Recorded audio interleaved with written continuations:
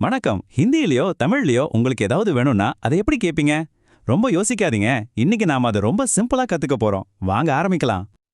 நம்ம எல்லாருக்குமே இந்த மாதிரி ஒரு அனுபவம் இருந்திருக்கும் இல்லையா? ஒரு புது இடத்துல நமக்கு ஒன்ன கேட்கணும், ஆனா எப்படி கேட்கறதுன்னு வார்த்தையே வராது. ஆனா கவலைப்படாதீங்க, இன்னும் கொஞ்ச நேரத்துல ஹிந்தி தமிழ் ரெண்டுலயுமே நிறைய வாக்கியங்களை உருவாக்குறதுக்கான ஒரு சூப்பர் டெக்னிக்கை நீங்க கத்துக்க போறீங்க. சரி, வாங்க ஆரம்பிக்கலாம். நாம கத்துக்க போற எல்லாமே ஒரே ஒரு ஹிந்தி வார்த்தையை வச்சுதான். ஆமா, ஒரே ஒரு வார்த்தை தான். அது என்னன்னு பார்க்கலாமா? அந்த வார்த்தை இதுதான், சாஹியே. இதுதான் நம்மளோட பேஸ். நல்லா ஞாபகம் வச்சுக்கோங்க, சாஹியே. ஒரு தடவை சொல்லி பாருங்க, சாஹியே. சூப்பர். சரி, இது ஒரு வாக்கியத்துல எப்படி யூஸ் பண்றதுன்னு இப்ப பார்க்கலாம். முதல்ல உங்களுக்கு ஒன்னு வேணும் அப்படிங்கறத எப்படி சொல்றதுன்னு பார்க்கலாம். இதுதான் ரொம்ப ரொம்ப பேசிக், நாம அதிகமா யூஸ் பண்றதும் கூட. இதோட ஃபார்முலா பாருங்க, அவ்வளோ சிம்பிள். யாருக்கு வேணும், என்ன வேணும், கடைசியா சாஹியே, அவ்வளோதான். சில உதாரணங்களை பார்த்தா இன்னும் நல்லா புரியும். வாங்க. இப்ப பாத்தீங்களா, உங்களுக்கு தண்ணி வேணுமா, உதவி வேணுமா, இல்ல நேரம் வேணுமா, எதுவா இருந்தாலும் அந்த சென்டென்ஸ் ஸ்ட்ரக்சர் மாறலே இல்ல. நம்ம தமிழ்ல வேண்டும்னு சொல்ற மாதிரி தான். ரொம்ப ஈஸி. ஓகே, இப்போ உங்களுக்கு வேணுங்கிறத எப்படி கேட்கறதுன்னு தெரிஞ்சிடுச்சு. சரி, ஒருவேளை உங்களுக்கு ஒன்னு வேண்டாம்னா அதை எப்படி சொல்றதுன்னு இப்ப பார்க்கலாம். பாருங்க, ரொம்ப சிம்பிள். சாஹியேக்கு முன்னாடி நஹி அப்படின்னு ஒரு சின்ன வார்த்தையை சேர்த்தா போதும். நம்ம தமிழ்ல வேண்டும்ங்கிறது வேண்டாம்னு மாறுது இல்லையா? அதே மாதிரி தான். ரொம்ப சுலபம்.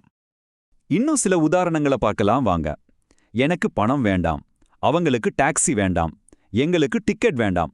எது வேணானாலும் ஃபார்முலா ஒண்ணுதான், நஹி சாஹியே. சூப்பர்.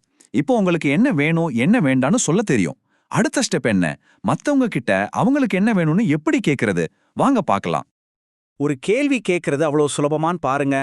ஹிந்தியில நம்ம ஏற்கனவே கத்துக்கிட்ட அந்த வாக்கியத்துக்கு முன்னாடி கியா அப்படிங்கிற வார்த்தையை மட்டும் போட்டா போதும். அவ்வளோதான், அது ஒரு கேள்வியா மாறிடும். சிம்பிள். தமிழ்ல பாத்தீங்கன்னா வேண்டும்ங்கிறது கேள்வி கேட்கும்போது வேண்டுமா அப்படின்னு முடியும். சரி, வாங்க நாம ஒன்னா ஒரு கேள்வி கேட்டு பார்க்கலாம். கியா ஆப்கோ டாக்ஸி சாயே? உங்களுக்கு டாக்ஸி வேண்டுமா? சரியா வருது இல்லையா? சரி, வெறும் ஆம் இல்லன்னு பதில் வர்ற கேள்விகளை தாண்டி இன்னும் கொஞ்சம் டீட்டெயிலா கேட்கணும்னா என்ன பண்றது? அதுக்கும் வழி இருக்கு. அதுக்கு தான் இந்த கேள்வி வார்த்தைகள் பயன்படுது. இங்க நல்லா கவனிங்க, கேள்வி வார்த்தை எப்படி பதிலையே மாத்துதுன்னு. கியா சாஹியே அப்படின்னா என்ன வேணும், அதே கப் சாஹியே அப்படின்னா எப்பொழுது வேணும்.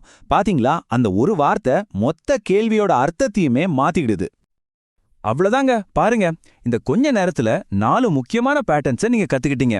வாங்க எல்லாத்தையும் ஒரு தடவை சீக்கிரமா பார்த்துடலாம். இதோ பாருங்க, நாம கத்துக்கிட்ட 4 விஷயமும் ஒரே இடத்துல இருக்கு. இது ஒரு சின்ன ஷீட் மாதிரி. உங்களுக்கு வேணும்னு சொல்றதுக்கு, வேண்டான்னு சொல்றதுக்கு, ஆமா இல்லையான்னு கேள்வி கேட்கறதுக்கு, அப்புறம் விவரமா கேள்வி கேட்கறதுக்கு எல்லாத்துக்கும் இது யூஸ் ஆகும். இப்ப உங்களுக்கு இந்த பேட்டர்ன் நல்லா தெரிஞ்சிடுச்சு. நீங்களே சொந்தமா வாக்கியங்களை உருவாக்குறதுக்கு தேவையான எல்லாமே இப்ப உங்ககிட்ட இருக்கு. சரி சொல்லுங்க, உங்களுக்கு இப்ப என்ன வேணும்? அதை ஹிந்தியில சொல்ல ட்ரை பண்ணி பாருங்க. நாம அடுத்த பகுதியில சந்திக்கலாம்.